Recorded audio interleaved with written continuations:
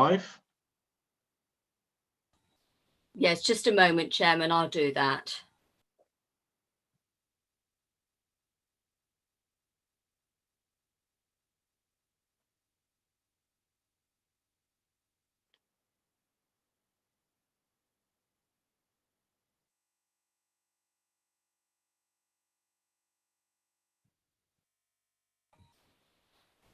Ready, Chairman. Thank you. So good morning, members, visitors, and anybody watching this meeting on the Council's Live YouTube channel this morning. Welcome to Rochford District Council's remote meeting of the Licensing and Appeals Subcommittee. Okay, so I have a declaration which I need to make first of all. So looking at the agenda for this morning, we've already taken agenda item 1, which appoints the chairman, which was myself. My name is Councillor Wilkinson. I will introduce, or the other members of the panel will introduce themselves shortly. Before we begin, item 2 on the agenda is declaration of interests. Now, I think it's fair for anybody watching this to know that there will be a number of members of Rochford Council speaking this morning on this application who are not members of the panel. It's clear that we have a working relationship with those members, but those members do not have a vote, will not have a decision on the outcome of this meeting this morning. That will rest in the hands of the 3 members of the panel only, and you have our assurances, of course, that we will base that decision on the evidence we hear before us in conjunction with the licensing objectives. So good morning to you all. My name is Councillor Wilkinson. I'm the chairman this morning of the Licensing and Appeals Committee, and the other 2 members of the committee are, could you please introduce yourselves? Councillor Jo McPherson. Thank you, Chairman. Councillor Merrick, you need to unmute yourself, sir. I apologise. I'm Councillor David Merrick. Thank you very much. We are joined this morning by several officers of the council. So first of all, we have Mr. Chris Irwin, who is the council's legal solicitor. We have Sonia Worthington and Lauren Morris, who are from the Council's Democratic Services Department. So this committee will follow procedure set out in procedural note item number 3 on the agenda. The purpose of the hearing today is to consider an application for a premises licence made by Stephen Pegg on behalf of County Ales Limited relating to 16 Golden Cross Parade in Rochford. There is also an application for a pavement licence in relation to the same premises, which will be determined today. Please could the council's licensing officer introduce themselves? Good morning, my name is Stephen Greener. I'm the Principal Licensing Officer for Rochford District Council. Morning, Mr. Greener. Do you have any witnesses you'll be calling this morning? No, I will be not calling any witnesses today. Thank you. Okay, thank you. Can the applicant please introduce himself? Hi, my name's Stephen Pegg. I'm the applicant for the premises licence for 16 Golden Cross. Good morning, Mr. Pegg. Morning. Are you calling any witnesses this morning? No, I won't be, no. Okay. Okay. Could there any other responsible authorities please introduce themselves? I don't think there is anybody this morning, is there? Because Environmental Health have withdrawn. So now we have any interested parties. I know we have a couple of other people joining us this morning. Mr. Smith, can I start with you, sir? Could you introduce yourself and your interest in this application? My name's John Martin. I'm not sure why I'm known as John Smith. Sorry, it says on the screen, Mr. Smith. I know, yes, but I'm John Martin and I'm here as an objector. Okay, thank you, Mr. Martin. And the other 2 members.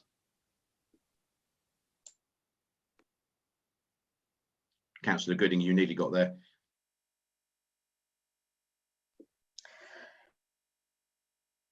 You've muted yourself, Councillor Gooding. Good morning. I'm Councillor Julie Goodin and I will be representing residents who have raised their concerns regarding the microbrewery proposal. Thank you. Thank you, Councillor Gooding. Councillor Butcher. You need to unmute yourself as well, Councillor Butcher.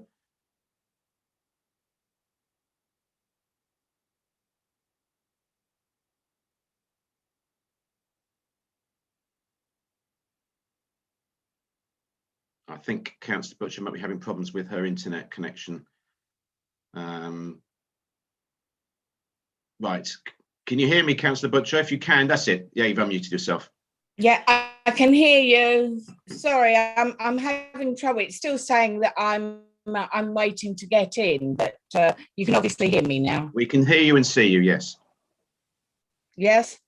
Could you just introduce yourself and your yes, interest my in name's this hearing? Councillor Butcher. Yes, my name's I'm Councillor Butcher. I'm representing the residents, a number of whom have spoken to me about this, as I'm the ward councillor for this area.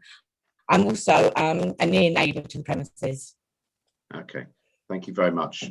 Your audio is a bit broken, so we have to play that by ear. Maybe that we may need to ask you to phone in or something so we can hear you properly, but we'll see how that goes. If you wouldn't mind muting yourself again, please, Councillor Butcher. Okay, I think that's everybody.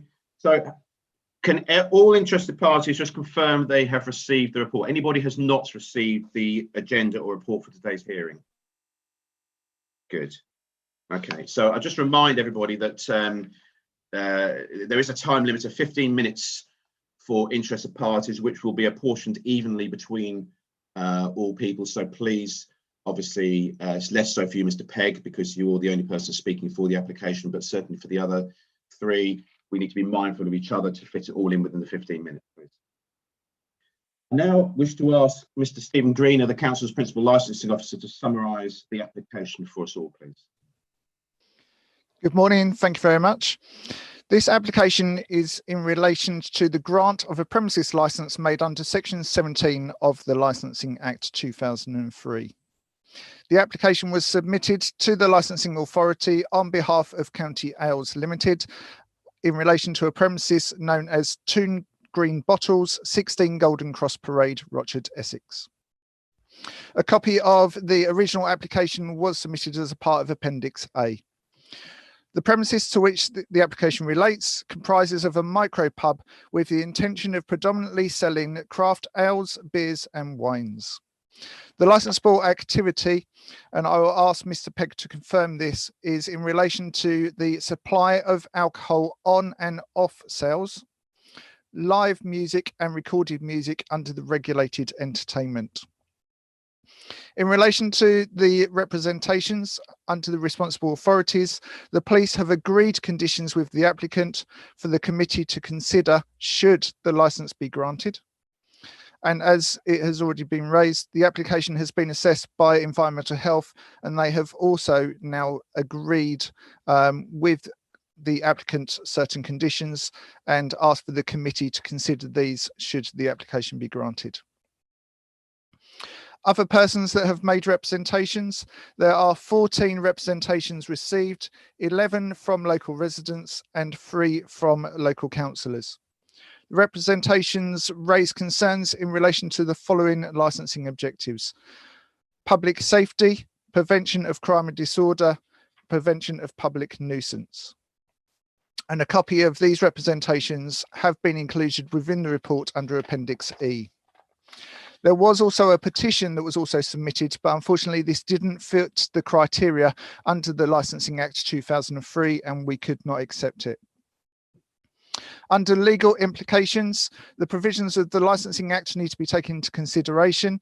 The Licensing Act Hearings Regulations 2005, the guidance issued under Section 1H2 of the Licensing Act, and the Statement of Licensing Policy approved by full council for the period of the 31st of January 2021 to the 31st of January 2026. This all needs to be considered by members in determining the application. The recommendation under paragraph 8 of the report is proposed that the committee resolves the application with one of the following options: the grant the application subject to such conditions as are consistent with the operating schedule, modified to such extent as members consider it necessary for the promotion of the licensing objectives, and any mandatory conditions that must be included. Or 2, to exclude from the scope of the licence any of the licensable activities to which the application relates. 3, to reject the application. Or 4, subject to paragraphs 1 to 3 of the Licensing Act 2003, Hearings Regulations 2005, to adjourn the hearing to a specified date or to arrange a hearing to be held on specified additional dates where members consider this necessary for the consideration of any representations or notice made by a party. And that is the summary of the report.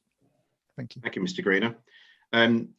Before I open up the floor to other attendees to speak to ask Mr. Greener questions, Councillor Macpherson, Councillor Merrick, do you have any questions you wish to ask? Yes, please, Chairman. Sorry, go ahead. Beg your pardon. Yes, go ahead. Thank you, Chairman. Steve, couple of questions, please. Can you tell me, does this micropub have to provide a smoking area?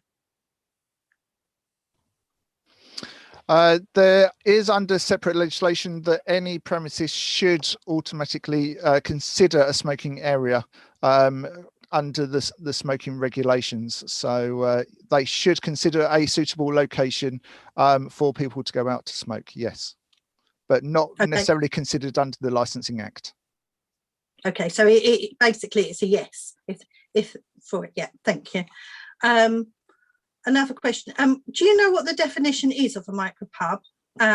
Because I can't see in here that it says how many people or capacity. In relation to capacity, that is actually governed by the Fire Service and the Fire Regulatory Reform Act. It's not something that is specifically mentioned under the Licensing Act. It's something that the Fire Service actually pick up under their own legislation. So that's why it doesn't talk necessarily around capacities. In relation to a formal description of a micropub, I will ask Mr. Steve Pegg to actually mention that during his presentation around the micropub itself.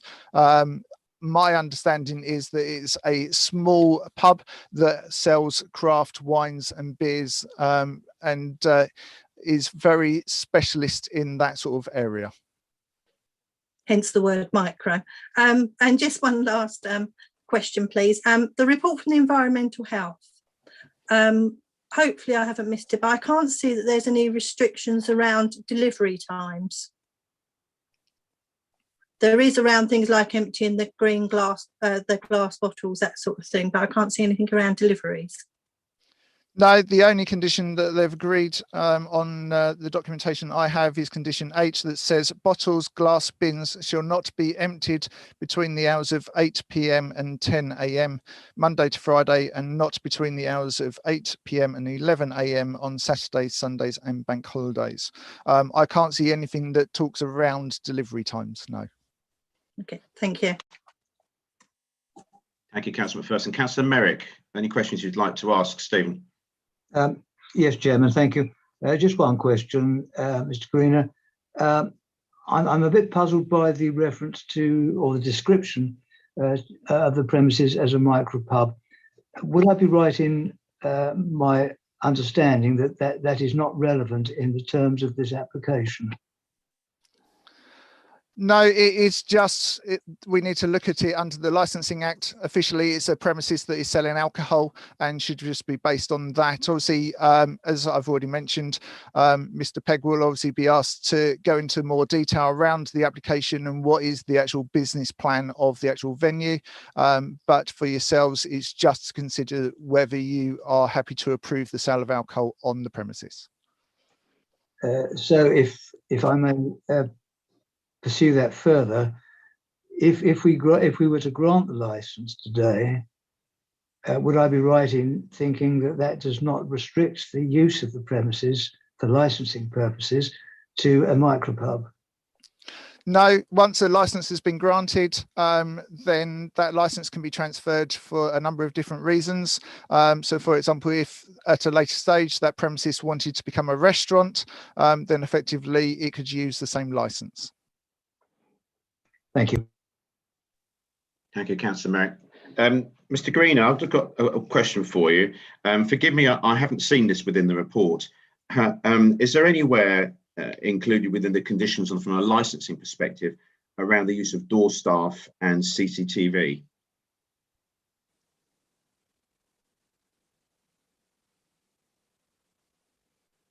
I'm just going to find my section in relation to agreed conditions with the police. Normally, it is the police application sort of representation and conditions that normally address the use of door staff and CCTV. Just quickly finding that now for you.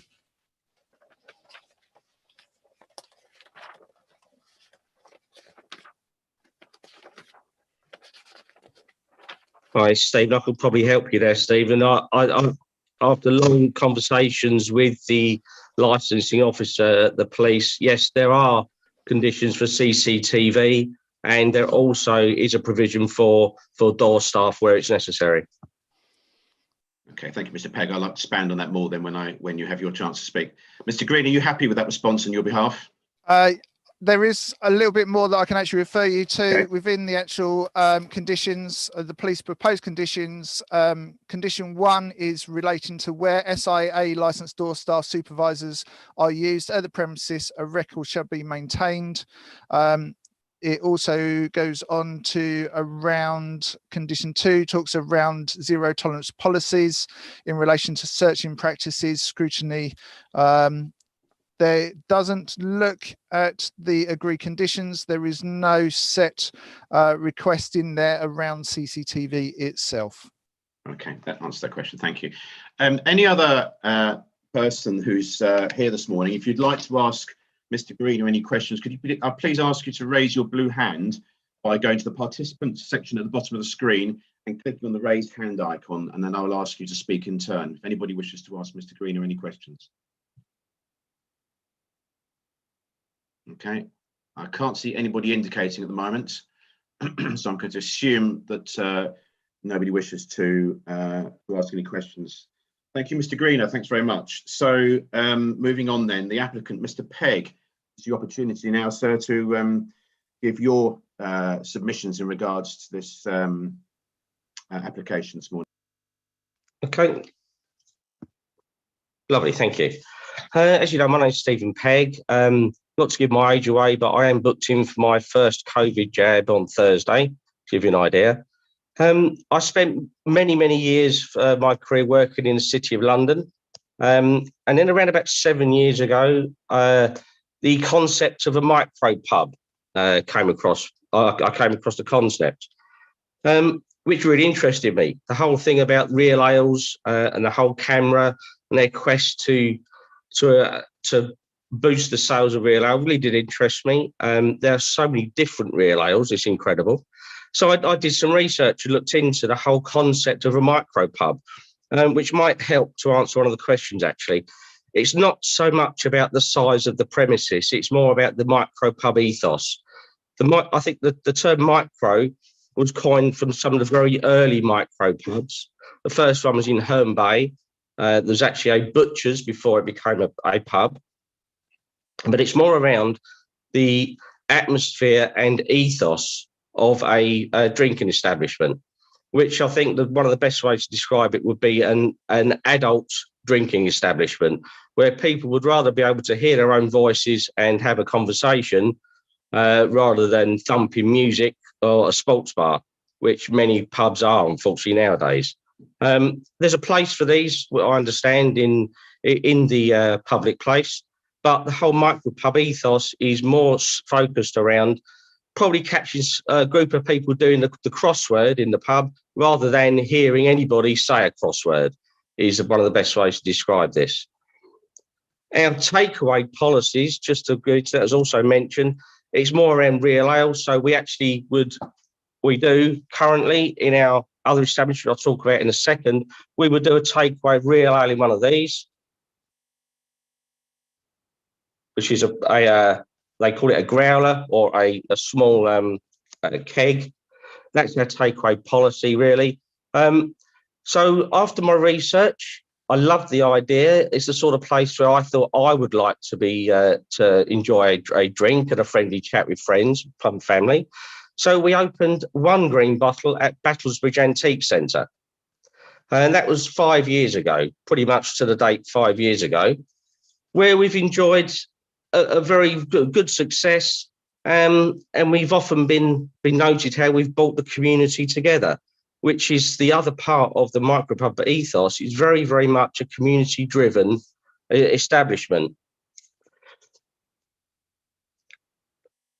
So after that success for 5 years, which I've run with my wife as well, and staff that we train, we thought this is a good time to look at expanding to 2 green bottles to extend that same ethos to another establishment. So we've managed to find the premises at 16 Golden Cross, which I believe would be suitable. It has good public transport with 2 bus routes, 1 mile away from Rochford Station, local taxi firm Andrews. I've lived in this area for all my life, basically, in Hockley, Rayleigh, and I now live only 8-minute drive away in Southend, near Priory Park. Regarding to 16 Golden Cross, the smoking, although I don't believe it's an actual legal requirement, I actually would like to have, we offered the smoking area to the rear of the premises to avoid people standing on the pavement in front, which I don't believe is very sightly. Not that it matters, but being an ex-smoker, I'd rather not have people in sight as people are walking past the premises. I think that's very important just to realise at this time as well, the community spirit type of thing, especially at the moment with COVID, to allow people to have a place where they can relax and enjoy company is very important. I believe it will be even more important as the months go by to allow that. And although, yes, I understand that within a mile each way, there will be other drinking establishments, I still believe that there is a call with the number of residents around that area where they would like to be able to have the opportunity to enjoy a friendly, quiet place to enjoy a drink. Regarding live music, yes, we would intend to have live music. However, our own submission of a condition was the fact that we do value our residents' privacy and well-being at heart, as we are a community-driven establishment, that we would have a restriction on that as well, imposed by ourselves, of only a Friday, Saturday or Sunday from 12 midday till 8 p.m. And that would be non-amplified live music as well.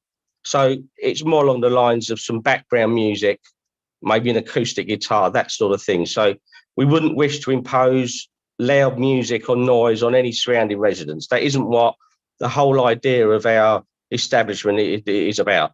It really is more about people maybe having a game of backgammon or shove halfpenny and just having a general chat, basically, and enjoying a vast variety of different real ales. I mean, in the last 5 years, we have brought to Battlesbridge in a region of 500 or so different real ales that we source many from local breweries. George's Brewery at Wakering, Keppel's Brewery, Stanbridge we use, Malden Brewery, Mighty Oak, and the list can go on. But with that being said, we do also sell other wines, for example, for other people to enjoy. Not everybody likes a beer, obviously, and of course soft drinks as well, along with tea and coffee, and what I call a bog standard ham or cheese roll. Very basic. I would probably call it, go a bit old fashioned even, to the campaign for Real Ale was a great cause. I would liken this, I've had many discussions with the Dengie Camera Association. It's the great name, but it's a campaign for real atmosphere now. I think that people may crave for, and that's been proven in our 1 green bottle, our proven track record. We attract the type of clientele that I want to attract, which is an adult drinking community. I'm very, very sensible as well. We have a 0 drug policy that I've discussed in great depth with the police, and have written procedures in place and a training program ready for staff, and as well as that, a crowd management policy as well. Not that I envisage there being large crowds to contend with. However, having our community's well-being at heart, I'd always wish to make sure that they were comfortable in knowing that we are running a professional establishment. I think if I could open it up, the delivery times, that wasn't actually discussed. However, I'd be very, very willing to discuss a restriction on delivery times. That would make perfect sense to me as well. I wouldn't expect to have a delivery at an unsociable time at all. It's not something that I would wish. I think that when I first looked at my business plan for One Green Bottle, I wished it to be an establishment that perhaps maybe a single person could walk into and feel comfortable straight away. So the decor and the environment is a welcoming environment. And I wish that to be the same in Two Green Bottles. Our ethos remains consistent, the same. I think that's my case, Mr. Wilkinson. Lovely. Thank you, Mr. Pegg. If you wouldn't mind just muting yourself just until you ask questions, if you wouldn't mind. Okay, thank you very much. So let me reset my timer. So Councillor McPherson and Councillor Merrick, any questions you'd like to ask first of all before I do, please? Councillor McPherson. Thank you, Chairman. Just a couple to you, please, Mr. Pegg. You mentioned several times how important it is to keep the ethos of sort of chat.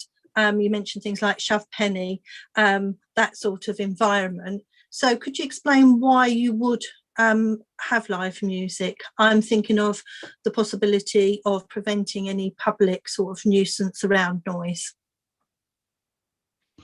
Yes, certainly. I'm not sure whether you've been to many places where you've had live music, but I certainly, the type sort of folk music type thing that I'll be a big fan of, and that's the extent that I would ever want that to go. So an acoustic guitar, non-amplified, would be that sort of thing, would be the extent of any live music. It's really for background enjoyment rather than to attract people to come there as a gig type thing, because that just wouldn't be the case at all. It's to give somebody the chance to maybe just play some one or two people maximum to play an instrument just in the corner, just to be some quiet background music. It's certainly not any more than that. And obviously, you're going to have doormen on the door. If it's a special, I've had a long discussion with the police officer around this, and if it deemed necessary, it's a special evening, and this would be a very much special evening, if at all, where we expected there to be more than usual number of people attending, then yes, then we would employ the correct door staff to police that for us as well, with all of the empowered with all of the necessary enforcement that they'd need as well, that we would have as the licence holders as well. I don't envisage that being a problem. I don't intend to have any real special evenings in there, possibly with the exception of New Year's Eve, but even then that would be debatable whether we'd even do that. But our special evening would be probably from 6 till 9, and it might be a cheese and real ale tasting and wine tasting session. Mr. Pegg, I'm not referring to any special evening. Yeah. I'm talking about nobody in your premises will be allowed to take their drink outside and stand on the pavement. So no, how would you be policing that without a doorman?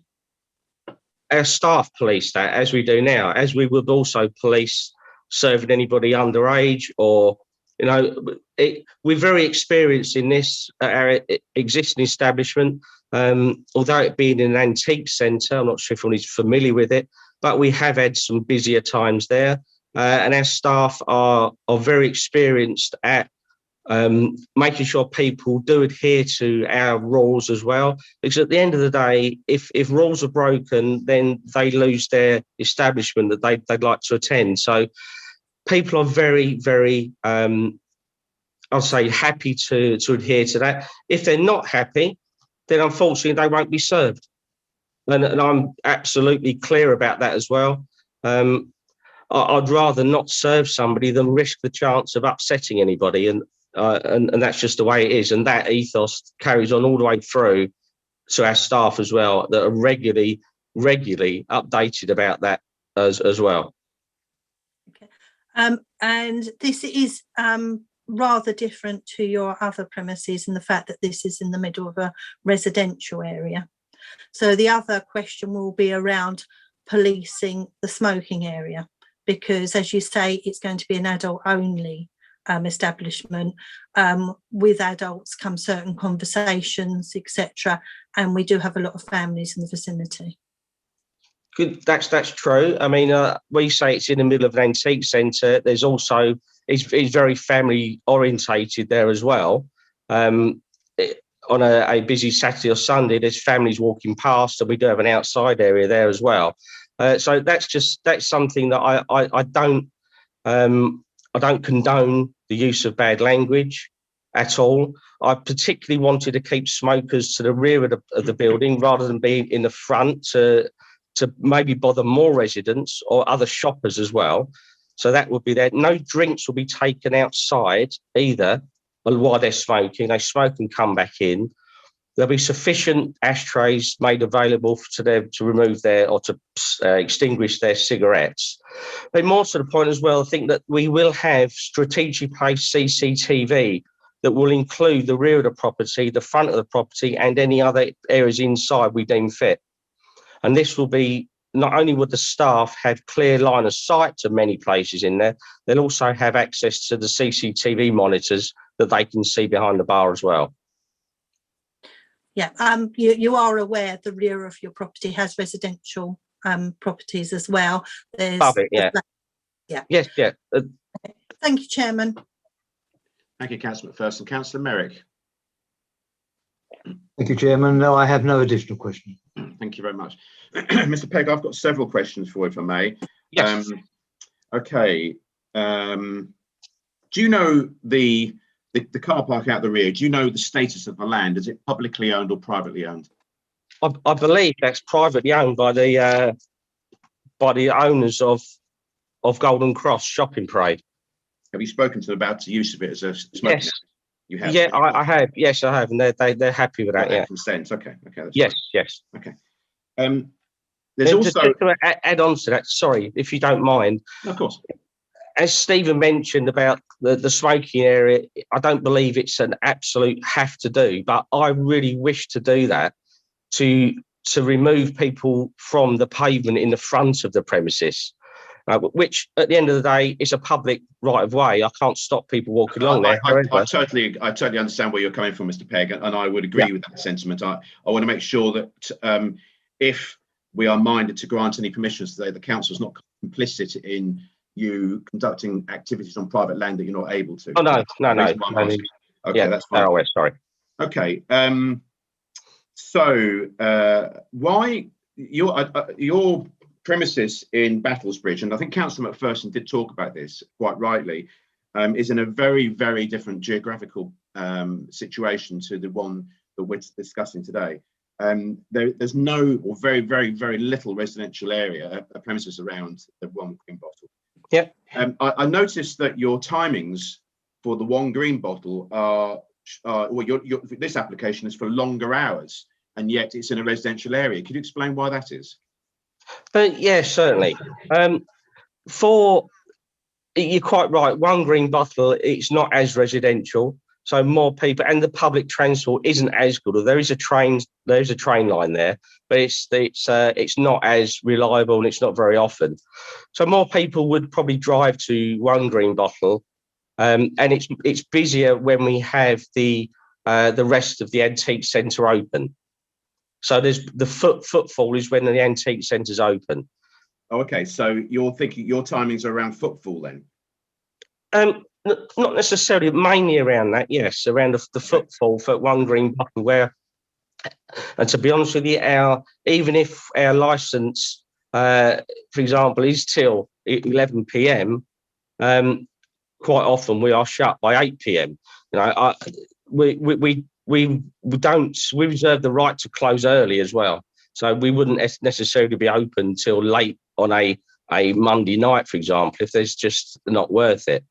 No, that's what I don't understand. The reason I asked the question is because I don't understand why, when you're proposing to put a licensed premises underneath residential flats where young children live, you're going to be doing longer hours than you do in a rural setting. That's the point I don't seem to quite understand. But you've explained that, because I think, if I got this right, you're saying basically because of the footfall predominantly. Yeah, basically, yeah. And I believe that there'd probably be a more reasonable amount of local people to Golden Cross that may enjoy, you know, a drink slightly later than at Battlesbridge. Okay, well, that brings me nicely onto the next point then. There is, we sort of regard as the spirit, should we say, within the licensing objectives, the licensing legislation, is that there is an expectation really that licensing and actual fact, it's any responsible license holder should do this, is that a licensee will engage with the community in which he's situating himself, will engage with the local residents. Could you explain to the panel what engagement you have done with the local residents for where you're proposing to put this premises? I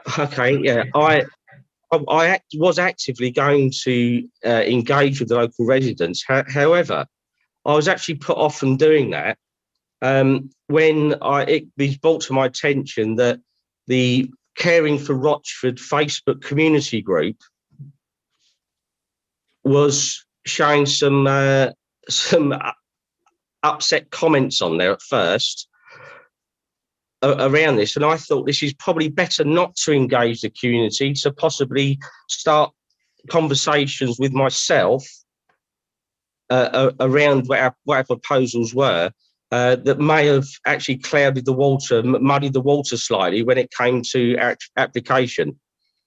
So since then, I've spoken to other people that are on this Caring for Rochford group, and the support was growing immensely for our establishment to go ahead. And I believe they were asked to take the post down because they weren't really understanding or didn't like the fact that the support was growing. Normally, I would have engaged the residents. Normally, I would have done. But in this instance, as soon as I heard that was happening, I thought it best not to, because I may seem to be interfering rather than helping. Okay. But I note that you don't have anybody supporting you with you today in your application. You're saying you've got this additional support now, but there's nobody here supporting you. To be fair, I wasn't actually told that I could bring. I asked the question if I could bring somebody to help represent myself, but at no point would I have thought about a community member to back up my application. That wasn't something that was suggested to me or I'd have thought about doing. So apologies. Well, but I certainly could have done if I'd have understood the process better. Maybe. Apologise because it's your application, but at the end of the day, I'm sure, because I know Stephen Greener very well, he would have explained everything. Councillor McPherson, you wish to ask a question? Sorry. Thank you, Chairman. Yeah, just checking I wasn't on mute. I'm going to declare an interest. Mr. Pegg's just raised that this was brought up on Caring About Rochford. I'm one of the admins on the group. I will state here, I know not of this post, nor did I approve it or comment on it or have heard of it before this moment. Okay, thank you, Chairman. Thank you, Councillor McPherson. Sonia, can we ensure that's recorded as an interest? Well, that's quite relevant. Mr. Pegg, 1 second. Sonia, sorry, could I just confirm that you heard what Councillor McPherson said? Yes, of course, Chairman. Thank you very much. Mr. Pegg. Thank you. Sorry, just a bit. I'm not a member of the Caring for Rochford Facebook group, so I was only repeating what I heard. But just to confirm, is the council saying that there's actually no comments around this application? Mr. Pegg, it's not your position to question Councillor McPherson. What she is commenting on, she's made a comment in relation to something you said. So you're saying you've seen it. She's declaring an interest, which she has to do legally as a member of this council. Somebody mentioned it to me. I haven't seen it myself. Yeah, so that's fine. That's fine. That's fine. Thank you. No worries. Okay. Moving on then. Do you know what the building's actually made from? The construction of the building. You aware of that at all? I'm actually not aware of that. I'm not aware of that. No, I mean the landlord. The landlord, hope that is make sure that the building is of the correct construction. Yeah, Otherwise there'd be a not thinking bigger about the problem. building falling down so much as the noise, because you know, noise- I think the noise resonating up through the walls. We have to take into account, as one of the licensing objectives, nuisance and disturbance to the residents who are obviously upstairs, and also to the residents who are outside and live around the building. Now, I'm aware that Environmental Health have agreed some conditions around soundproofing the building with you. I'm not too sure how effective that is, and I'm very mindful that we don't cause disturbance to those families who live upstairs, some of whom have young children, and I'm sure that plays on your mind as well. So that's why I'm interested in if you've looked at what that building's actually made from, and can it actually be effectively soundproofed. What I haven't looked at what it's been made from, although it is brick built. I understand it is brick built. I mean, which is obvious. You can see that from the actual outside and the walls. But however, I'm very, very mindful of the residents above as well. So there's, apart from the soundproof materials to be placed on the ceiling to help with that, there's actually a false suspended ceiling that would also allow an additional air gap to reduce any noise and vibrations that go through. That I will be keeping, because I'm very. The walls are brick built walls. No, but sorry, what soundproofing are you proposing for the walls? Because sound resonates up walls as well. It does. It does. I mean, I'm happy to look at other materials to use on the walls. I mean, I was intending to kind of clad the walls with probably wooden panelling that we can put some soundproofing behind as well, which would assist. Okay, I'm very mindful. I'm taking up a lot of time here, so I'm going to be very, very quick and move on.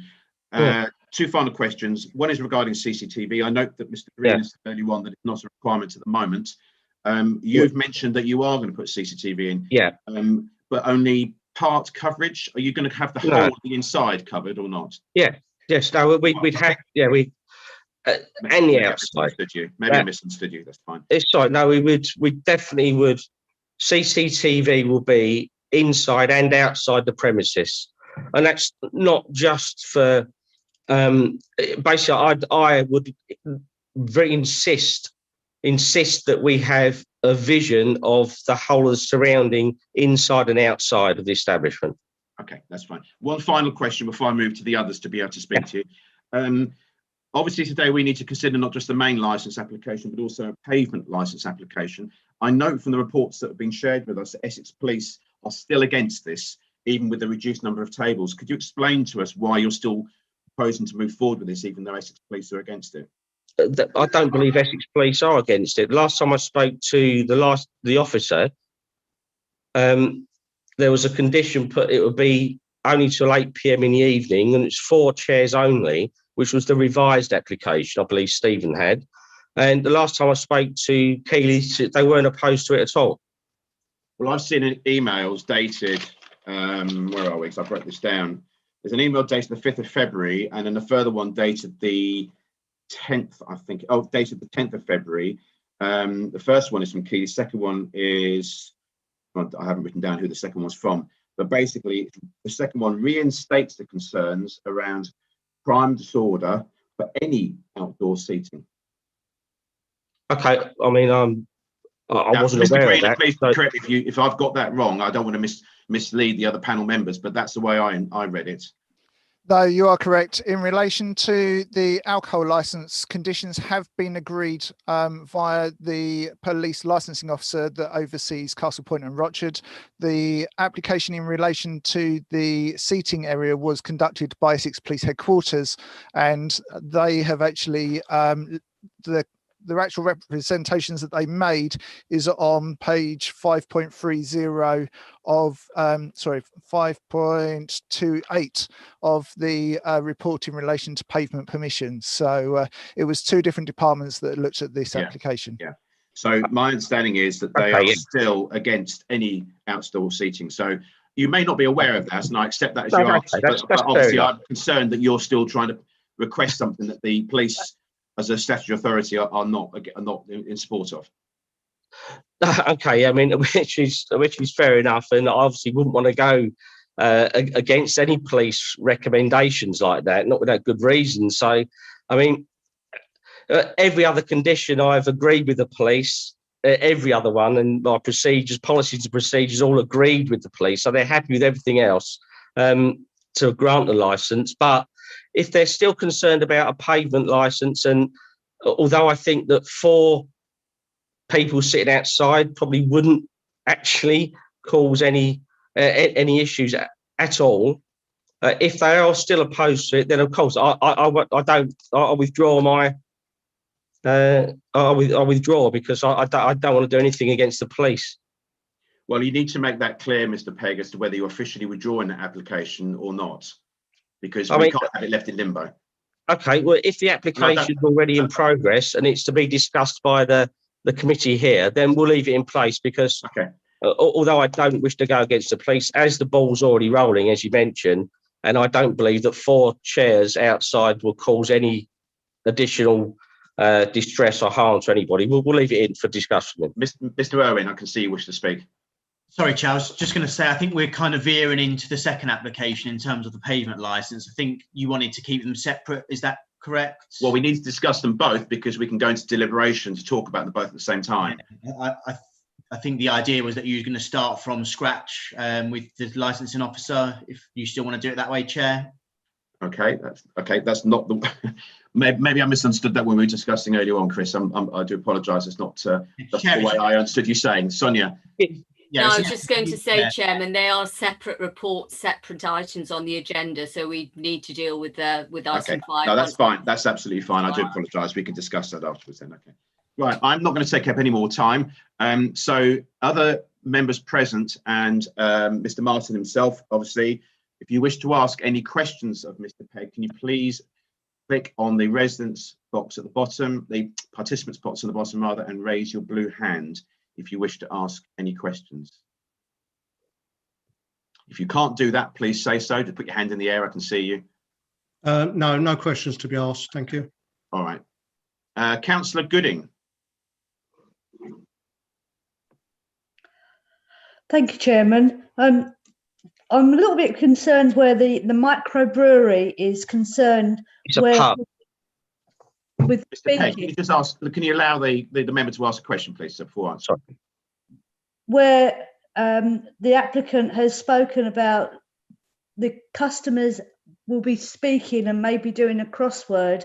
I cannot see how this fits in with live music and the acoustic guitars that are 2 very different venues in my view. Is there a question you wish to ask, Mr. Pegg, Councillor Gooding? Yes, just, you know. Yep, I'm quite happy to answer that. Okay. Yeah, I can understand. I mean, when I said crossword, it's just like an example that you may see someone doing a crossword rather than hear them uttering a crossword at all. So that the idea of just live background music is for people's enjoyment while they still talk. I mean, background music is played everywhere you go, in shops and things. You can still manage to talk to people. And as there's music in many pubs already, if not live, remember this is non-amplified music. It's a restriction I've put on myself as well, because I still want people to be able to enjoy a conversation in our establishment while perhaps there's somebody playing some live music. Now, of course, people may sit there and enjoy that music as well and choose to listen to it rather than talk, but at no point would that music be loud enough to overpower anyone else's enjoyment of conversation. Okay, Councillor Gooding. We are a micro pub, and it's not a brewery, by the way, it's a micro pub, just for clarity. Right, okay, so we now have 3 visiting, 2 visiting members and a member of the public. So I'm assuming all 3 of you wish to speak. So what I'm going to do is, you've got 15 minutes between the 3 of you. So if I may, I will time each of you to 5 minutes to hopefully give you all a fair time. And obviously, if you only take up 2 minutes to start, then we'll add that on at the end. Mr. Martin, could I start with you, please, sir? Yes, certainly. I'm going to raise objections under the 3 headings. I'll start with crime. This micropub could become a target for the practice of underage drinking, as this area is a congregating point for school children after school. And bearing in mind a few 17-year-old sixth formers look 25, they will pass the visual ID check. That's point 1. Point 2, the rear of the property is a known area for drug dealing, and this has been reported to the police in the past. So this pub could attract some unwelcome clients. Number 3, the likelihood is that there will become an increase in public order offences by means of urinating in public, littering and abusive language, especially when it comes to closing time, which would impact on the local residents. Although the area is served by the number 7 and 8 bus routes, people may choose to use a private vehicle to access the premises. This, in some cases, may make the temptation to drive whilst over the legal limit an option. People who do use a car to visit will find there is limited parking and will probably choose to park on the pavement, causing damage to the already fragile curbstones and further limiting pedestrian access. Under public safety, congregating outside the front in good weather is likely to block the safe passageway for pedestrians. The allocation of a 1 metre for smoking area to the rear will lead to the residents and their children above being subjected to second-hand smoke, as the balcony is in effect their garden. The smokers below could be vulnerable to falling objects from above, as there is no barrier to prevent this from happening, and children will be playing with stuff in their garden. The people choosing to make use of the smoking area to the rear of the premises will be unlikely to stay within the allocated 1 metre and may tend to walk around an area which is a designated car park for the shops and residents of the flats. With traffic coming in and out, this will increase the chance of an accident involving a vehicle. The door to the rear of the property is a fire exit and has to be kept clear. Given that the smoking area is going to be located outside this door, people congregating may cause an obstruction to this. Now, under public nuisance, the most obvious nuisance will be an increase of noise for the residents. The opening times are proposed to go on beyond midnight on Sundays, so residents will be subject to doors slamming, there'll be extra traffic and an increase in the loudness of people leaving who have taken alcohol. Music will be heard with the opening and closing of the door. The pavement licence application, which I believe I'm still allowed to comment on under public nuisance, the public licence application has been refused twice by Essex Police and other interested parties, and for good reason.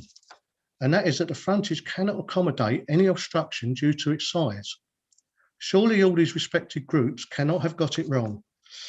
Any alteration to this decision will result in pedestrians, disabled and people with children to navigate past those sitting and drinking alcohol, which could be intimidating to those with a nervous disposition. Smokers will accept the placing of seats on the pavement as an invitation to smoke at the front of the premises, and with only 1 member of staff in attendance, the proposed no smoking policy by the applicant will be impossible to police. The proposed measurement of the furniture, which we've seen on the application, will make it an ideal weapon should a disagreement escalate outside. The staff may be tempted when clearing up bottles and other rubbish to use the bins in the rear car park, which are specifically for the use of residents in the flats. The company that collects and empties these bins have refused to take them in the past if they contain trade waste. So they're my objections under the 3 headings, and I would like the option of summing up when that time comes, please.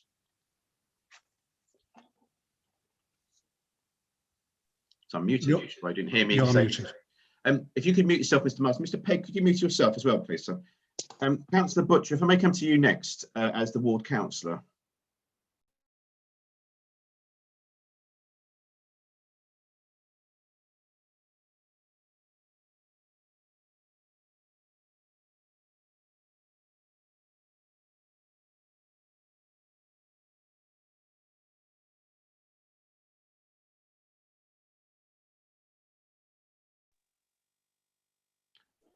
Sonia, as host, are you able to unmute Councillor Butcher at all and the sister? Unfortunately not. I can only Not, ask her to unmute herself. She might want to try pressing the space bar if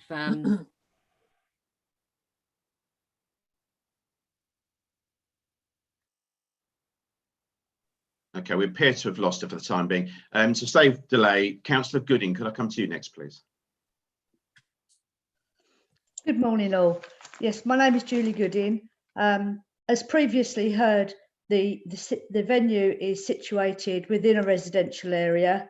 There are many families living above the proposed micropub who have raised their concerns regarding the disturbance of noise from the customers who will frequent the venue, which will cause a public nuisance. I understand there are conditions for surround. I'm not hearing anything, Mr. Wilkinson. Well, I am. Is anybody else not? Are you all hearing Councillor Gooding okay? Yep, yeah, I am. Mr. Martin, you might need to check your sound, sir. Councillor Gooding, please carry on, sorry. I understand there are conditions for soundproofing to be installed. This council has learned from previous experience of a micropub that soundproofing, whilst it may reduce the noise, it does not stop the sound vibrating up the walls and beams. Therefore, residents with young children are concerned this preventative measure will not be as effective and causing a public nuisance.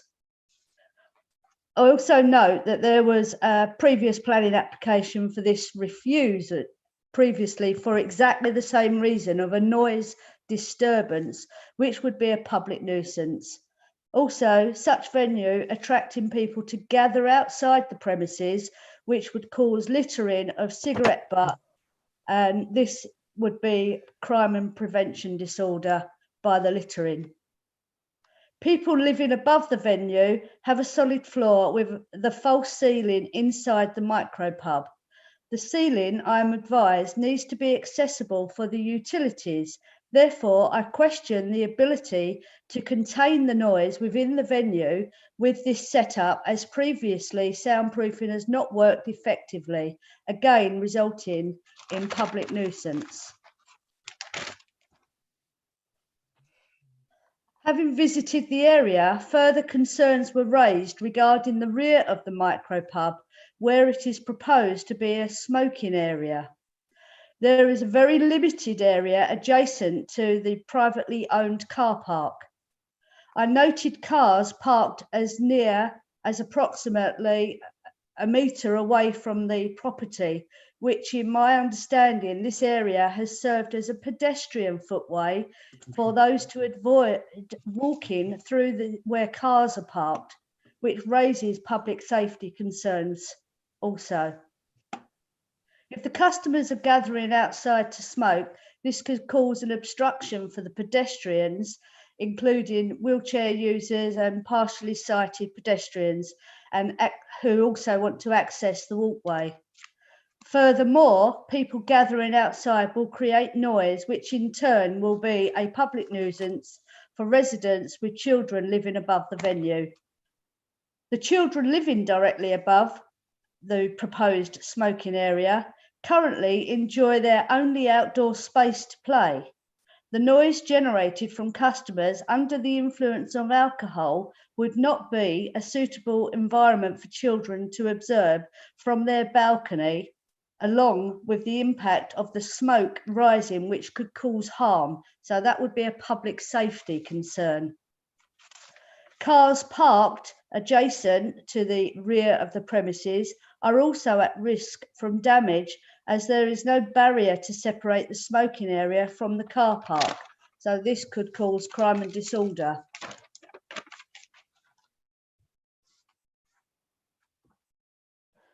My main concern is the collecting of people congregating outside the venue on the footpath. Any permanent street furniture on the footway would reduce access for the pedestrians and those with mobility impaired or visually impaired people, as set out in section 3.1 of the inclusive mobility. And so again, that's public safety. Those are my concerns. Thank you. Thank you, Councillor Gooding. Councillor Butcher, welcome back. Yes. Are you able to? All right, we can hear you now. Mm. That's good. Just before you speak, Mr. Martin, can you hear everything that's being said now? I assume so by the fact you're answering me. Yes, I lost the ability to hear what Councillor Gooding was saying, but that's fine. I'm back with you. I logged out and come back in again. Okay, lovely. Thank you very much. Councillor Butcher. Yes, thank you. I'm sorry about that. I've had trouble with Zoom this morning. This is the first time I've been able to see you all. I haven't heard what everybody has said, so I would assume I'm probably repeating a lot of what has already been said. But I am the local ward councillor. There was a previous refusal in September 2008. And the reason for that was it was sited close to existing dwellings, detriment of amenities which neighbouring residents could otherwise enjoy by virtue of increase in noise, smells, nuisance and disturbance with visitors to the site, particularly late evening, street parking and the noise of cars leaving. I feel that these are still the same reasons to refuse this. This is a residential area with bungalows housing a lot of older people who are mainly living away from a main town to avoid the noise and disturbance that occurs there. The flats above these shops house lots of families with children, and probably has already been said, the balcony is the children's play area. The shops are convenience shops with flats above. It's not a town centre shopping centre. I believe this application will have a detrimental effect on local residents. The noise that this will bring. The application is for an entertainment and socialising venue. Brings with it visitors who will be socialising, talking together. Talking's not quiet. Listening to music and smoking outside. I'm sure the smoking has been mentioned. The 1 metre at the back is actually across a pathway around the shops. So this will be blocked for people to walk around on that pathway, causing them to walk where the cars are parked. This, I think, is a risk. It's a risk to the people living above in those flats with the smoke. Lack of sleep for these children. Children need their sleep. Has also been mentioned, before school hours and after school hours, a lot of young children congregate there.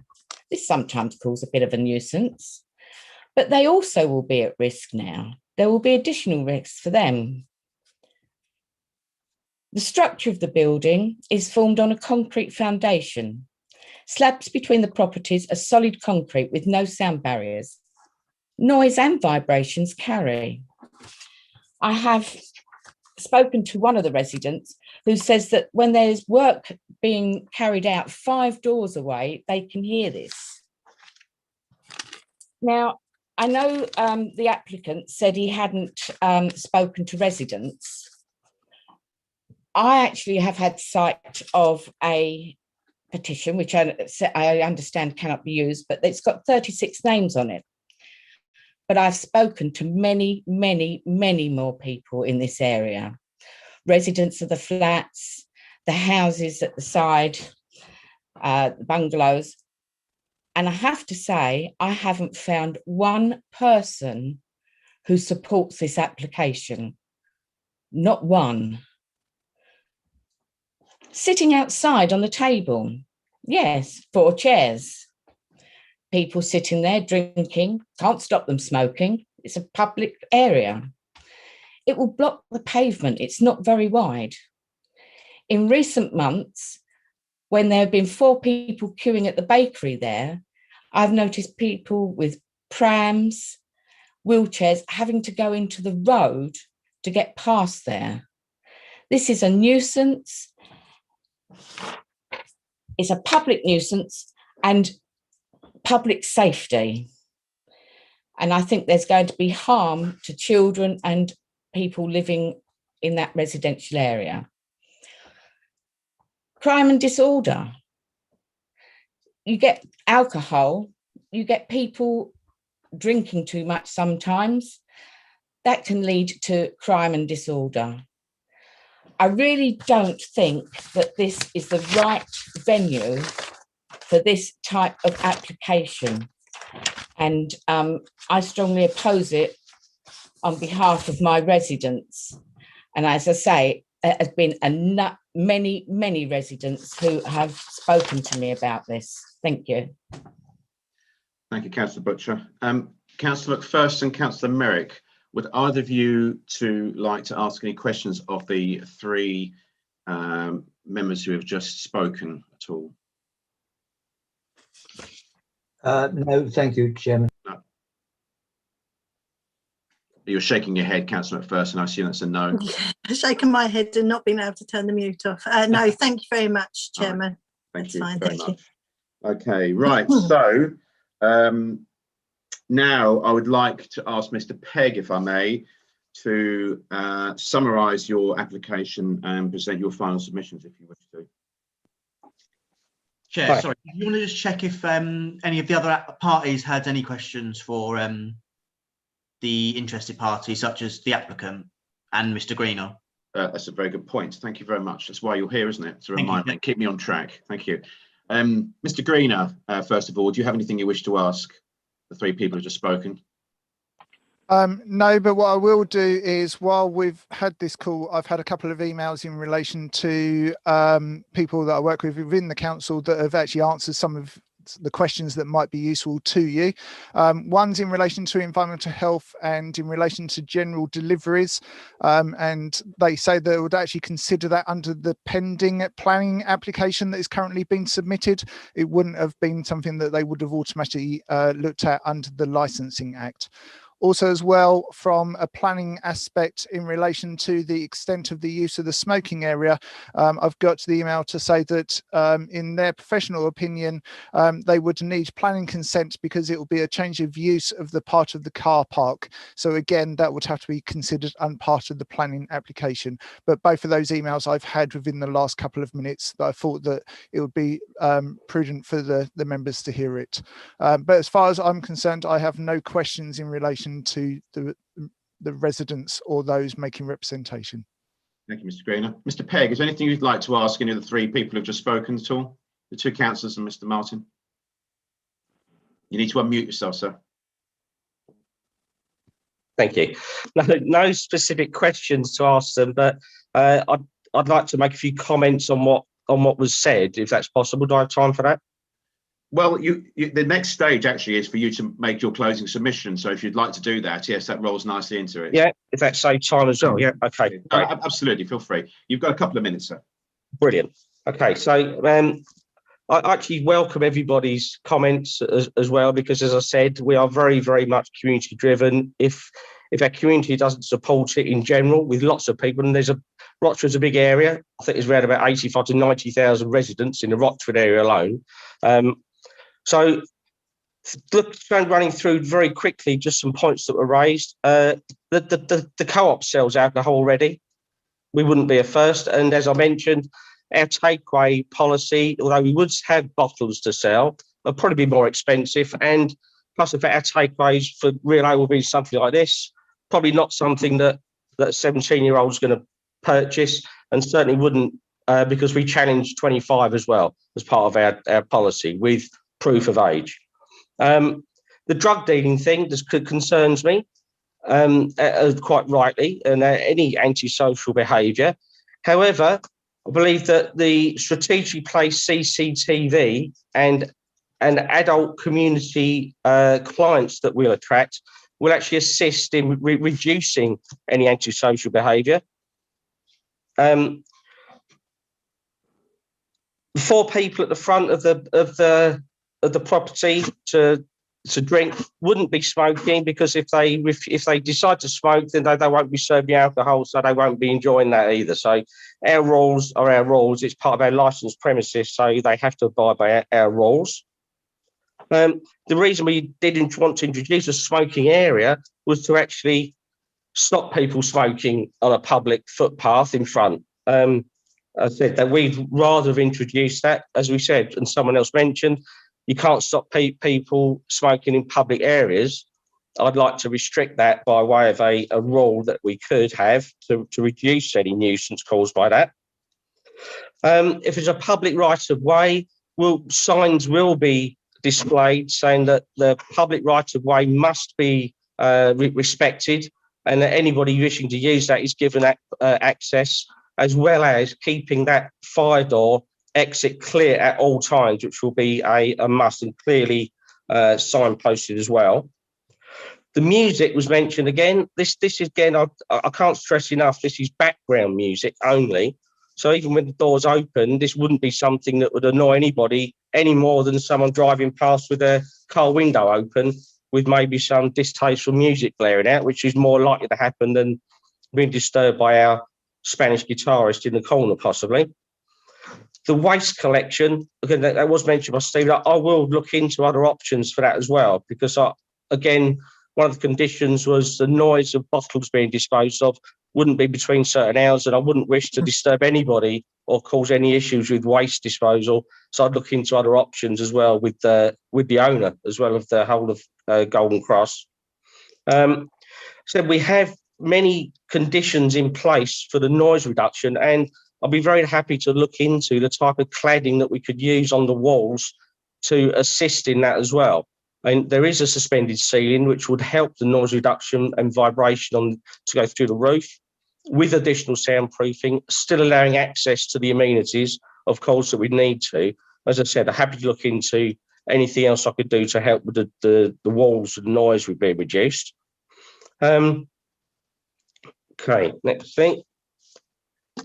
If in 2008 there may have been an application that wasn't granted, but that's 13 years ago, and the whole micropub ethos has grown and become a lot more known in the last 13 years. I think that the whole thing about the type of clientele is very, very much more known now in the micropub world and ethos. One more minute, sir, if I may, Mr. Pegg. Sorry? 1 more minute, if I may. Okay, yeah. It's been mentioned that a lot of people have objected. I think if the similar thing had gone out, you've also found that a lot of people would support it. I know I didn't bring along anybody to back that up, but I still believe there are.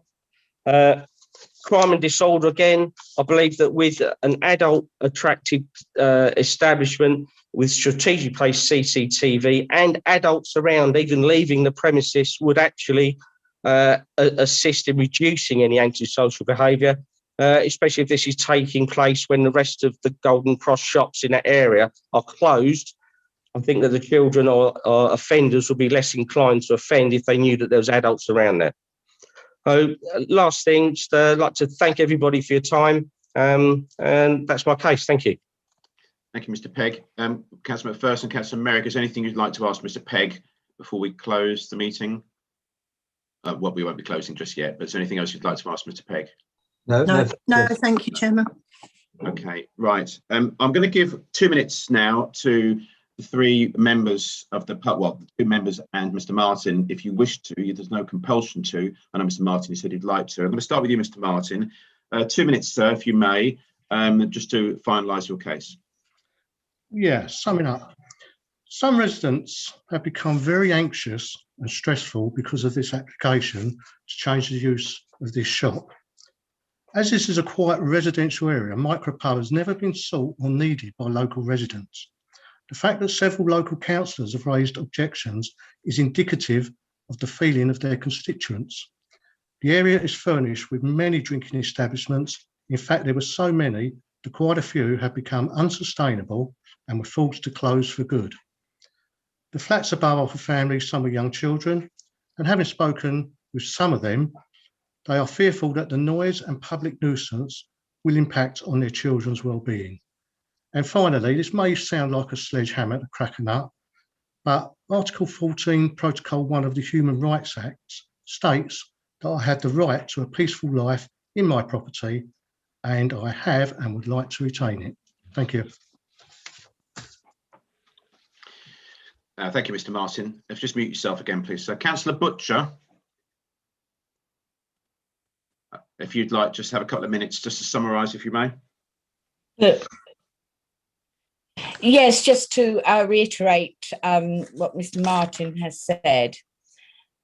This is certainly not the venue for this type of establishment.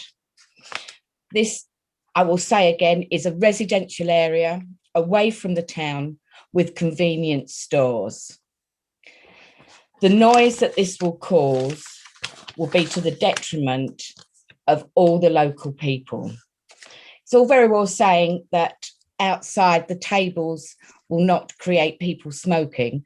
I'm sorry, if you've got 4 people sitting out there and somebody comes along who knows someone, they can stand and talk and make a noise. They don't care if they're not going to be served because they're not going in there. They're just conversing with their friends.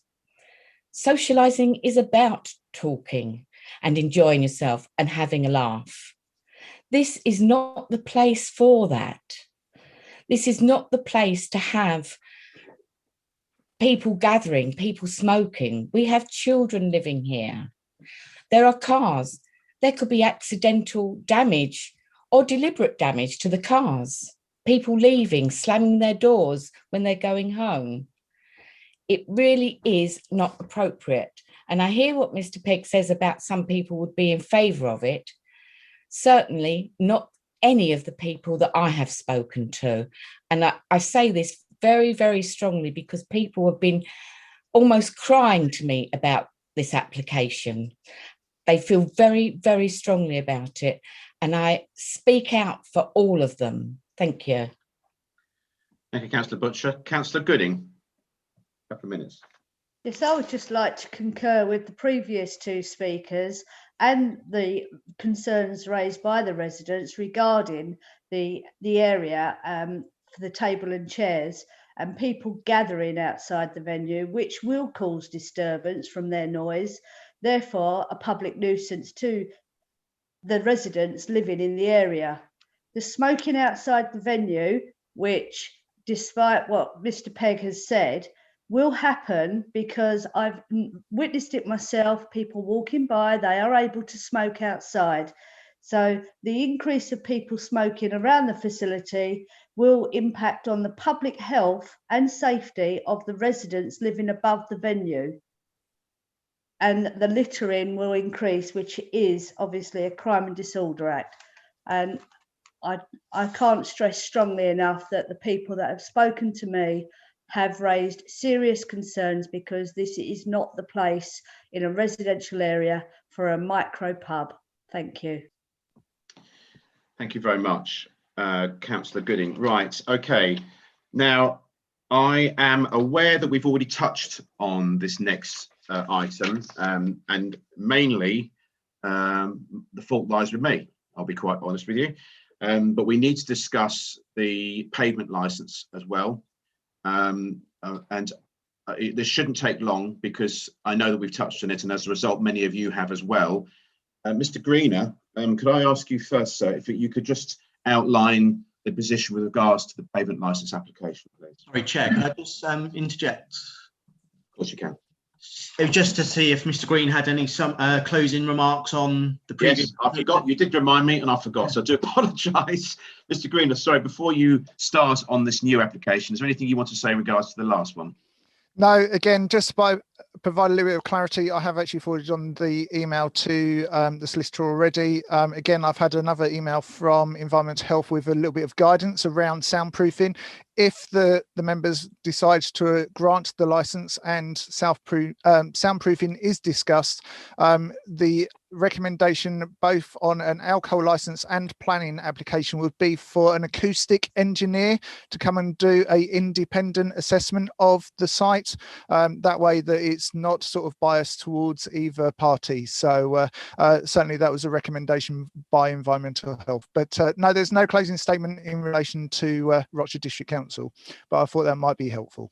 Very helpful. Thank you, Mr. Greener. Okay, if we can move on then, just outline the position for the pavement licence, please. Yes, of course. In relation to an application for a pavement permission, this is for a licence to be granted for pavement permission under Section 2 of the Business and Planning Act 2020. In June 2020, the government announced a relaxation to planning and licensing laws to help the hospitality industry to recover from the coronavirus lockdown by removing short-term obstacles that would ordinarily get in their way. The legislation introduced a temporary fast-track process for a pavement licence for the placement of furniture such as tables and chairs on the pavement adjacent to the premises, which would enable them to maximise their capacity whilst adhering to social distancing guidelines. Originally, an application was submitted on behalf of County Owls Limited. The premises for which it relates, obviously, we have discussed already. The application for the grant of the premises licence was first submitted on the 4th of February 2021 and requested for the use of 12 chairs and 3 tables at the size of 50 square centimetres. And a copy of the application form is Appendix A. Once the information had been submitted to us, we had 10 working days for the application to be determined and to consult on and determine the application. Considerations when looking at the application, whether to grant the licence, we must consider the key sort of points: public health and safety, public amenities and accessibility, including the inclusion of Section 3.1 of the Inclusive Mobility Act. Initially, in accordance with Section 3 of the Business and Planning Act, the application was reviewed by members of Essex Highways, Essex Police, Rochester District Council Community Safety Team, the Planning Department and Environment Health, and obviously myself as well. The responsible authorities of the group determined that the application submitted on the 4th of February failed to comply with the national standards in relation to no obstructions, which basically meant that there wasn't the 2-metre space to accommodate all the tables and chairs in the original application. And the application was initially refused on the 9th of February 2021, and the copy of the refusal letter is attached as Appendix B. On the 10th of February, the applicant asked for the group to reconsider an application reducing the number of tables and chairs to 2 tables and 4 chairs to actually be placed in the alcove bit of the premises. Again, the application was submitted and reviewed by both Essex Police and the Planning Department, made representations against the application on the revised plans. Essex Highways assessed the application and they also raised concerns. Appendix C is a copy of the representations that were received. We also received 2 representations from local residents during the consultation period. In considering or reconsidering the application, we felt that the business had yet to be granted an alcohol licence and to operate as a licensed premises, and it should run as a micro pub for at least 6 months pending an alcohol licence being granted, to demonstrate that the responsible authorities and the residents that the venue could be run safely and that the outside seating area would not create additional noise or concerns. And on that basis, the application was refused in support of the representations.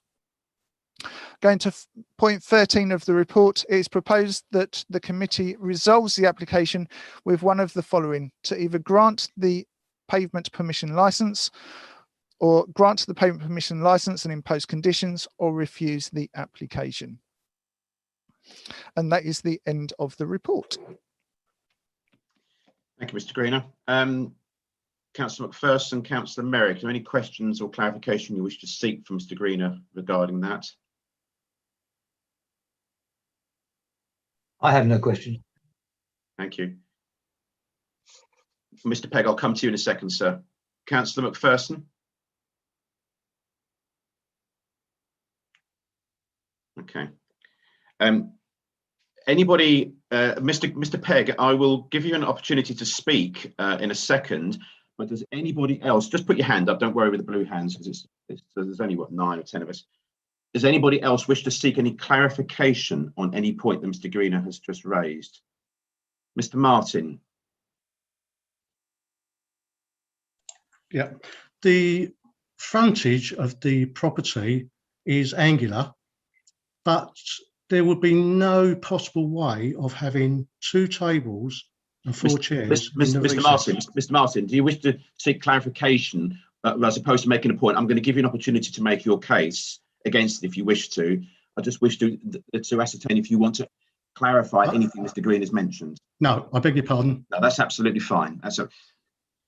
Councillor McPherson, you're back with us. Good. Are you okay?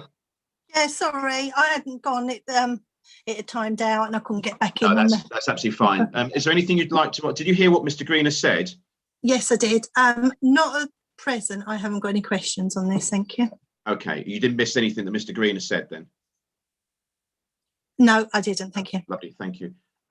Councillor Butcher, Councillor Gooding, anything you'd like to clarify with Mr. Greener? No, okay.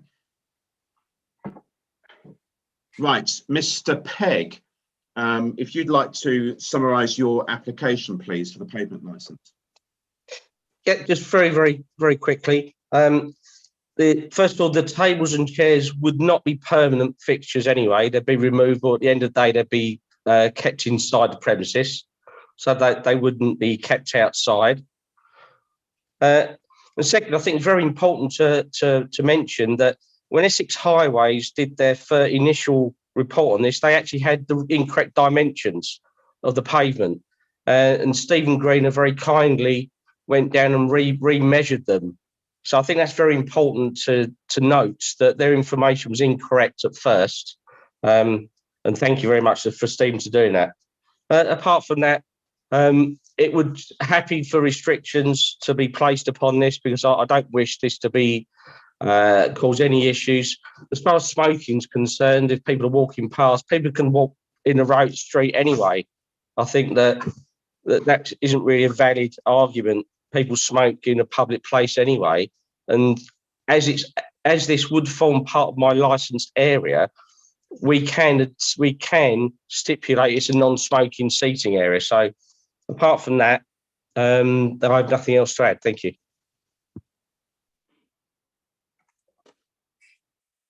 I'm muted. Thank you, Mr. Pegg. Councillor McPherson, Councillor Merrick, anything you'd like to ask Mr. Pegg? Councillor McPherson. I don't think so. Thank you very much, Chairman. Okay, Councillor Merrick. Thank you, Chairman. Thank you very much. I know I've already touched on this, Mr. Pegg, but I still have concerns about that there's obviously a reason why the pavement line. I mean, I'm only mentioning this now because it's relevant, but there's still concerns that Essex Police have about this, and I think that I know, and I hear what you say about the dimensions. I think this comes down to a little bit more than that. So there's obviously a reason why Essex Police are a little bit concerned about this, and I'm going to say no more about it, but I just wanted to mention it again because I know I asked you about it in the last part of the hearing. Okay. Right, so if I'm right in thinking then, there's no responsible authority. So interested parties then, we'll start with Mr. Martin, if I may. Yeah, I already made my representations about the size of the area. It is angular. You would not fit 2 tables and 4 chairs in that recess.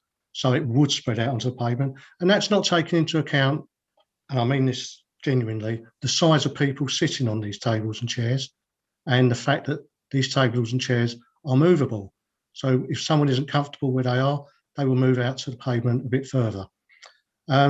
Also, with regards to the description of a micropub, there is a magazine which describes the micropub as a very small space which people and aficionados of real ale can sit and enjoy their real ale.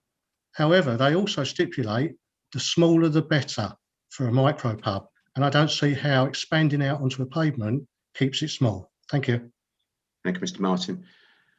Councillor Butcher. Yes, thank you, Chairman. Years ago, it used to be you could only put anything outside your premises that was a forecourt.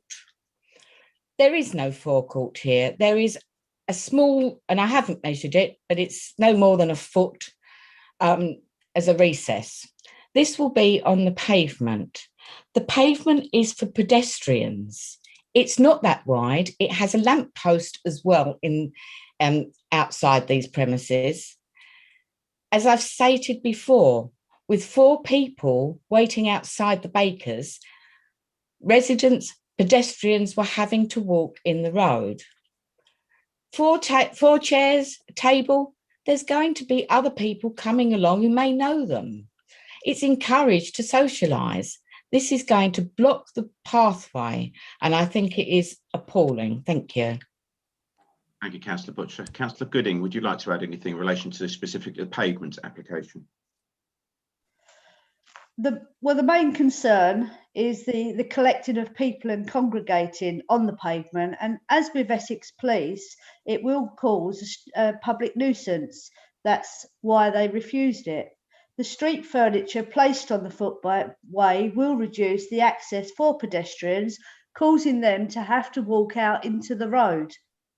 And any of those that have mobility impaired or visually impaired people that are trying to pass this walkway will also be inconvenienced and put at risk. So that's a public safety regarding their accessibility of this area. Thank you. Thank you, Councillor Gooding. Mr. Pegg, is there anything you would like to pick up on what the other 3 attendees have said, and would you like to make any final submissions with regards to this application? We're talking about the pavement licence now. Yeah, just the pavement licence. No, certainly. I think that in this day and age, I think that there's been many pavement licences granted for people to enjoy an outside experience. I think I can just err upon the comment about micro pubs and spilling out onto the road. I think it isn't really valid. It's 4 chairs we're talking about. It's not like I want to put the whole thing out. And I believe that the correctly positioned tables and chairs, there still would be sufficient access for people to pass by. So I don't think it's founded to say that it's a real intrusion into that area. I've measured it myself as well. Stephen Greener did recheck the measuring, which I think was important.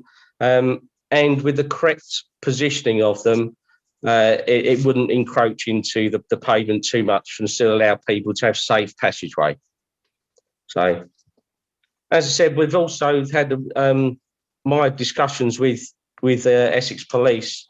I know there is still a concern that I wasn't maybe aware of quite rightly, but when I spoke to them, they didn't have a concern. It's only 4 people, so I don't think there will be a concern. But and that's all I have to say. Thank you. Mr. Pegg. Councillor McPherson and Councillor Merrick, anything you'd like to ask Mr. Pegg or say before we move to the closing? I'm not sure, Chairman, if this is something for Mr. Pegg to answer, or rather for our licensing officer. Our visiting councillors and our member of public have mentioned about people gathering around, perhaps socialising as they walk past. Now, perhaps our licensing officer can confirm, will it only be people seated who are able to drink outside? Or will people be able to now walk out of the pub and still hold their drink in their hand and be talking to people who are walking past? And how will that be policed? I could answer, I could speak to that if that's okay. Mr. Pegg? Yeah, it's a very strict condition, actually, that people will only be able to consume their alcohol in an open container while seated outside. People will not be able to take a drink outside if they're not seated. And that's something where, as a licensee and a licence holder and publican, that part of our responsibility does lie in policing such things. And we're empowered to actually enforce that as a licensee and publican, which we would do. Only drinks that are in sealed containers are to be removed from the premises, if not to be drunk on seated in one of the 4 chairs. So no open glasses will be removed from our premises unless it's seated. And that is a strict condition. Does it answer your question, Councillor McPherson? Um, Would you like further clarification from Mr. Greener? Thank you, Chairman. I would like further clarification from our licensing officer, because I do have concerns of how this will actually be policed in the real world. If my friends were sitting outside, I wasn't allowed, I might be tempted to buy a takeaway drink. Is there anything to stop me actually drinking that with them outside? Perhaps our licensing officer can explain. So I could ask you a comment, Mr. Greener. Okay, yeah. Under the Business and Planning Act, it only refers to the tables and chairs being placed outside to encourage people with social distancing to be seated. So it doesn't talk about allowing congregation of people standing up, only the seating. As it's previously been mentioned, very difficult to patrol and manage unless there is set conditions in there in relation to how they're going to police that.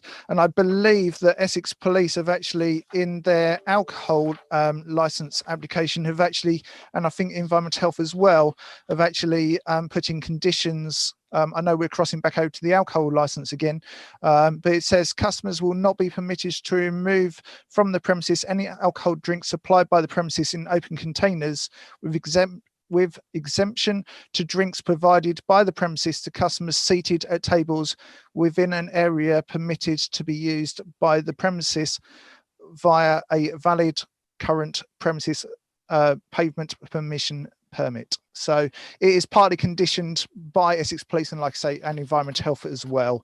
So they are enforceable conditions that will be down to ourselves to then enforce in conjunction with the applicant. Hopefully that helps. Councillor McPherson. Okay, thank you, Chairman. Do you have any other questions, Councillor McPherson? Mr. Pegg, No, one thank second. you, Chairman. No, that's fine. Thank you. Councillor Merrick. Yes, thank you, Chairman. I've just got one question I'd like to ask of Mr. Greener.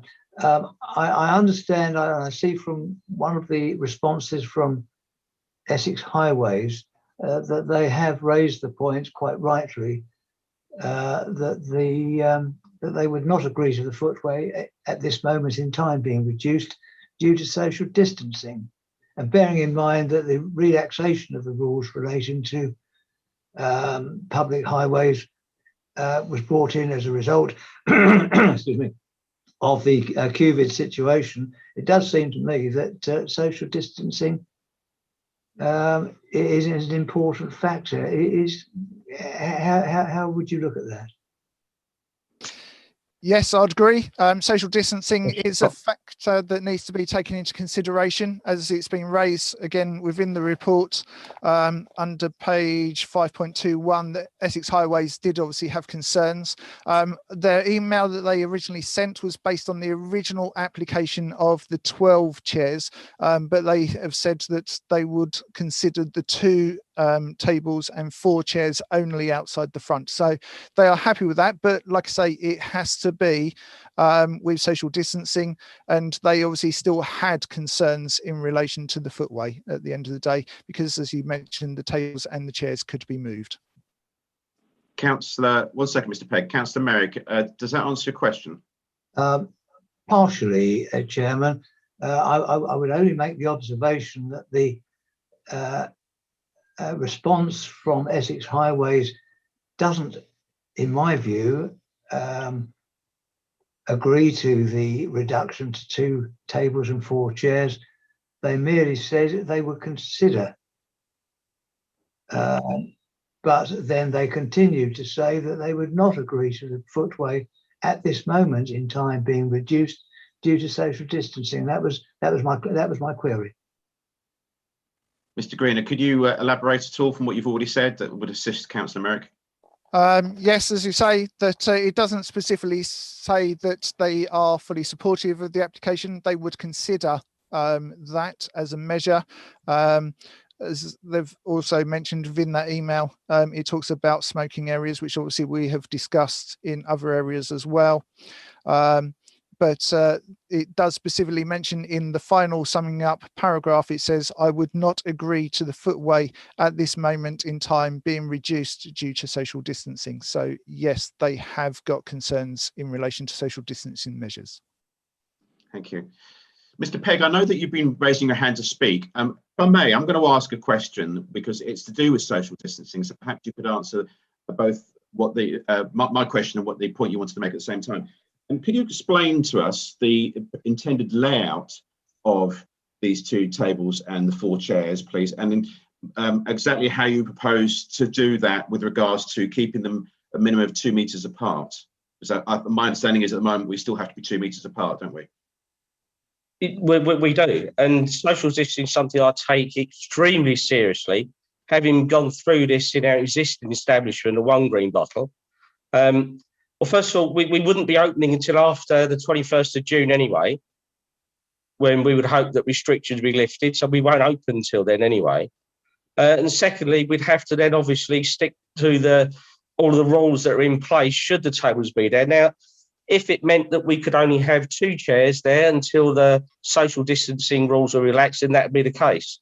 It is something that we take extremely seriously. You know, hand sanitizer on all tables is there. Track and trace systems used, existing One Green Bottle, and that would continue if necessary in 2 green bottles. But as I said, we wouldn't be opening until after the 21st of June. Anyway, where we hope that restrictions, if the government deems it fit and proper, restrictions will be reduced. Okay, that's fine. That answers my question. Thank you very much. I hope that answers the other councillor's question about the social distancing. But I think that the police, Essex Highways were concerned. This moment in time would be correct, social distancing in place.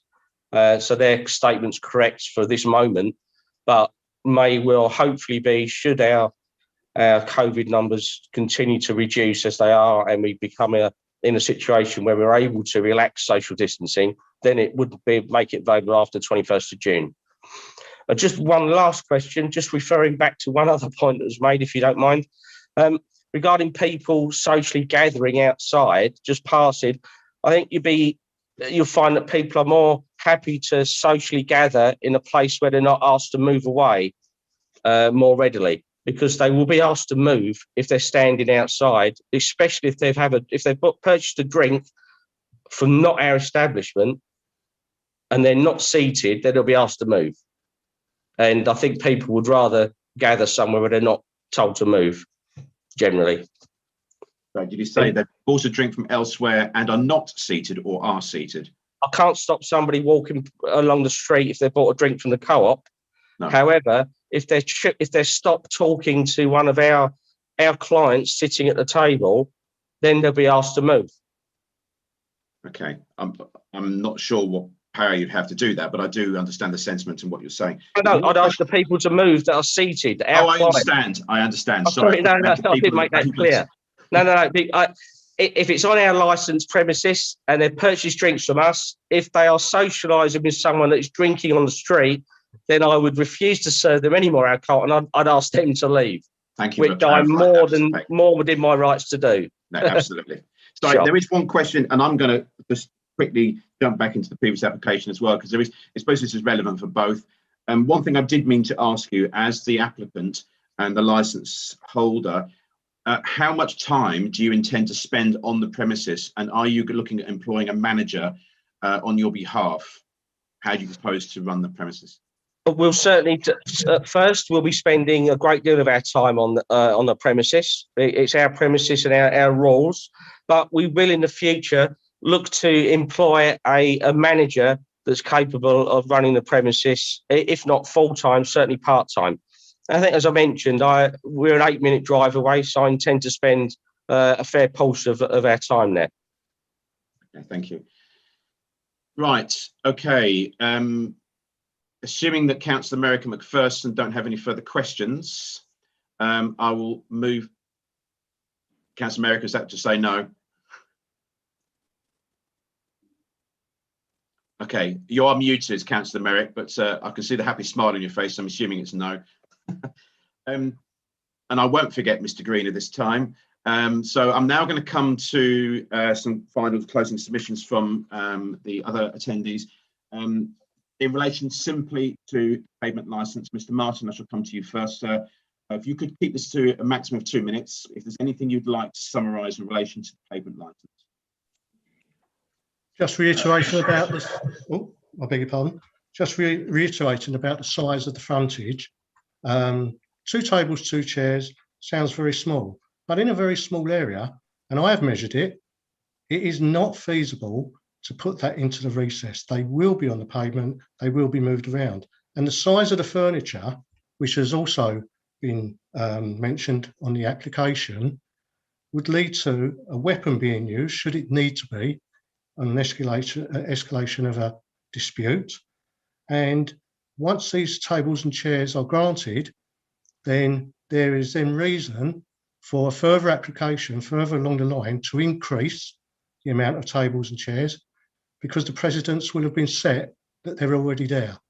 So from that point of view, I most vehemently object to anything being put over there that stops people having a safe passage. And when people are drinking, they do become loud, they do become very verbal, and to some people that is very frightening, and that cannot be allowed to happen in my view. Thank you. Thank you, Mr. Martin. Councillor Butcher, come to you next as the ward councillor. Is there anything you'd like to add in summary? I can't add anything other than what Mr. Martin has said and what I've said previously. There is not the room outside for even 1 table and 2 chairs. It encourages people to gather. Whether Mr. Pegg is saying he will refuse to serve them, it still encourages it.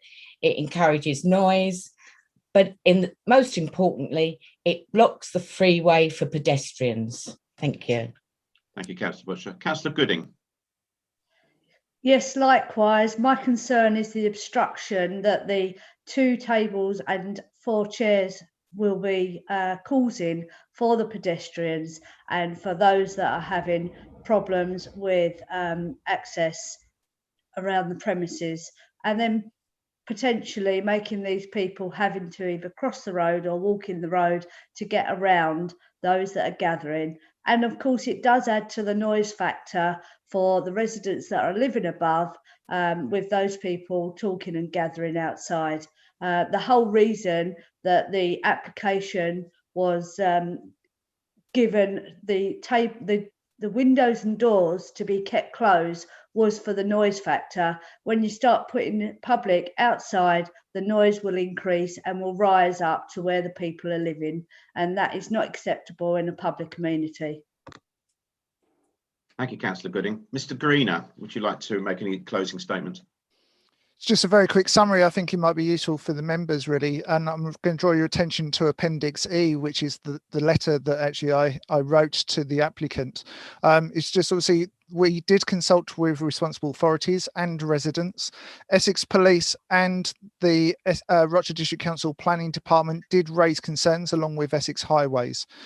We had lengthy discussions as the group, and after careful consideration, we were looking at the application and the representations, and we refused the application under the Business and Planning Act for the following grounds. The group felt that it should be run as a bar for at least 6 months if an alcohol licence was granted, to demonstrate to the residents and partners that the venue can run safely and reassure residents that the outside seating area would not create additional noise and concerns. The group felt that the venue should reapply under the planning pavement permission legislation, which is the Highways Act of 1980, once they have completed a bedding in period of running the venue in accordance with the licensing objectives. And that's the end of the summary. Thank you. Okay, where are we? So thank you very much. I believe, and Sonia and Chris, I'm looking to you to correct me if I have this wrong. I believe that's the end of the evidence stage. Yes, good, okay. In that case then, the committee will now adjourn and we will consider case, we will consider everything we've heard from all parties present. I can't give you an approximate time how long this will take, because we want to give it sufficient time so that we listen to everything and we consider everything, I should say, and we come to what we believe to be the right decision. This decision we will announce the decision. We will come back into this forum to announce the decision, but it will also be sent to the applicant by writing. None of you have to wait, but of course you're welcome to do so. Okay, so I now, at the time is 11:25, so this hearing is now concluded. So should we stay on this call? I believe there was another meeting invite for the conclusion or for the decision. There is, yes. How's that going to work, Sonia? Are we going to email everybody? Yes, so Chairman, we will liaise with the licensing officer when we're actually ready to reconvene once you've deliberated, and that will be the final set of joining instructions that everyone has. Okay. Right. Everybody happy? Would they understand what's going to happen from here on in? Mr. Martin. So we'll be receiving an email to tell us the later start time for. You'll hear from So- Mr. Greener.